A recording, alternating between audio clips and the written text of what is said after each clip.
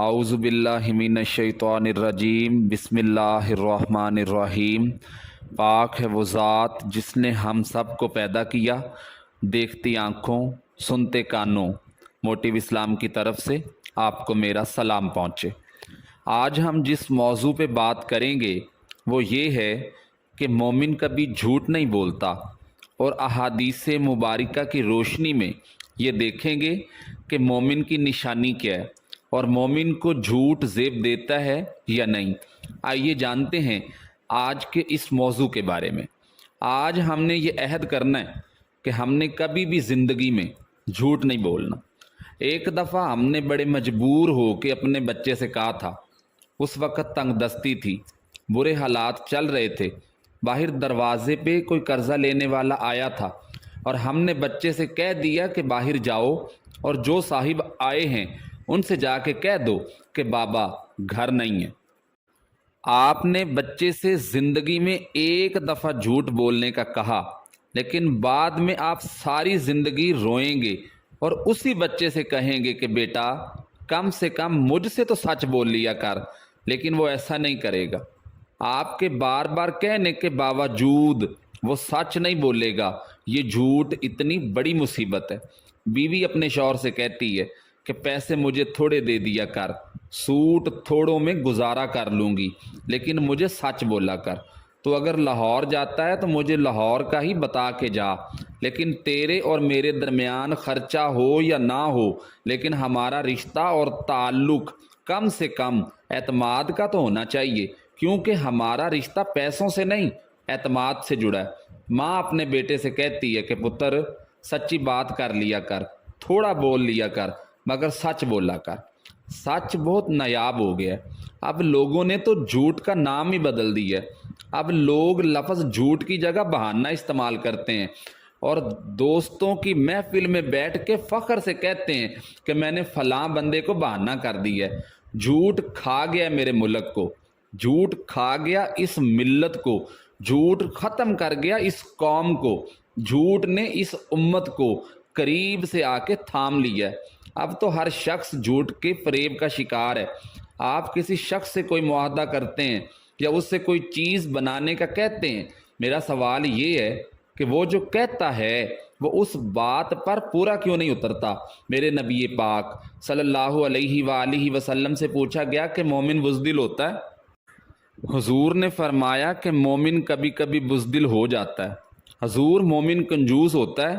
حضور صلی اللہ علیہ وآلہ وسلم نے جواب دیا مومن کبھی کبھی کنجوسی بھی کر جاتا ہے۔ یا رسول اللہ صلی اللہ علیہ وآلہ وسلم مومن جھوٹا بھی ہوتا ہے؟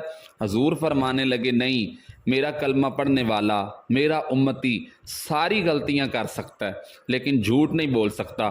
ابو سفیان کو کیسر روم نے، ہرکل نے اپنے دربار میں کھڑا کر کے کہا تھا، اے سفیان، اس وقت حضرت سفیان جو تھے وہ مسلمان نہیں ہوئے تھے، حضور کا کلمہ نہیں پڑھتے تھے۔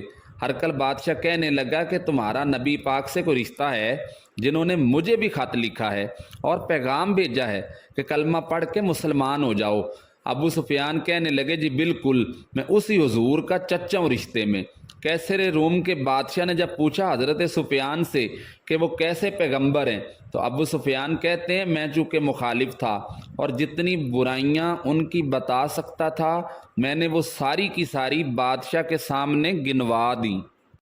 کیسر روم کے بادشاہ نے آخری بات ابو سفیان سے پوچھی کہ ابو سفیان یہ بتا، وہ نبی جس نے نبوت کا دعویٰ کیا ہے اس نے کبھی کسی آدمی سے یا کسی رشتے میں جھوٹ بولا ہے؟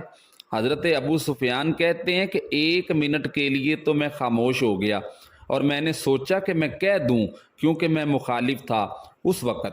پھر بعد میں نے سوچا کہ یہ تو عرب کی وفاداری کے خلاف ہے، عرب میں سے تو کوئی جھوٹ بولنا پسند ہی نہیں کرتا، اور اگر میں حضور کو جادوگر یا شاعر کہوں گا تو شاید میں دربار میں بیٹھے کسی شخص کو 1 منٹ کے لیے متوجہ کر سکوں، اور اگر میں یہ کہوں کہ اس پیغمبر نے جھوٹ بولا ہے تو یہ تو کوئی یقین ہی نہیں کرے گا۔ ابو سفیان کہتے ہیں بادشاہ نے پھر زور دے کے کہا کہ بتاتے کیوں نہیں، کیا کبھی انہوں نے جھوٹ بولا ہے؟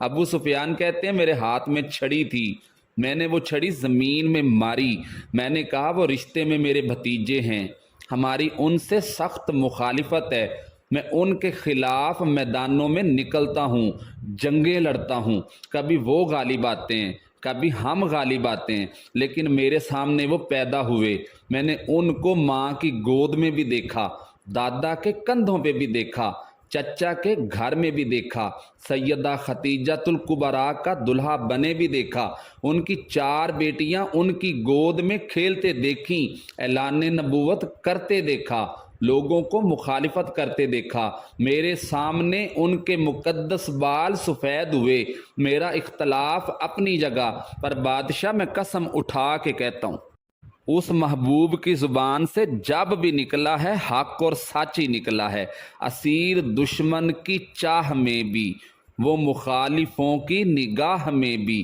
امی ہیں، صادق ہیں، معتبر ہیں، میرا پیغمبر عظیم تر ہے، جھوٹ نہیں کبھی بولا حضور نے۔ ابو سفیان کہتے ہیں میں نے جواب دیا تو سناٹا چھا گیا، سارے کا سارا دربار، کتنے اس نے مجھ سے سوال پوچھے، میں نے کتنے جواب دیے، لیکن گھنٹوں بعد سناٹا چھا گیا۔ پھر بادشاہ نے اپنا پرنا اٹھایا، چادر اٹھائی، کندھے پہ رکھی اور جانے لگا۔ میں نے پیچھے سے پلٹ کے کہا بادشاہ اتنے تو نے سوال کیے، اتنے میں نے جواب دیے، رزلٹ کا بھی تو اعلان کر، نتیجہ بھی تو بتانا کہ کیا نکلا ہے۔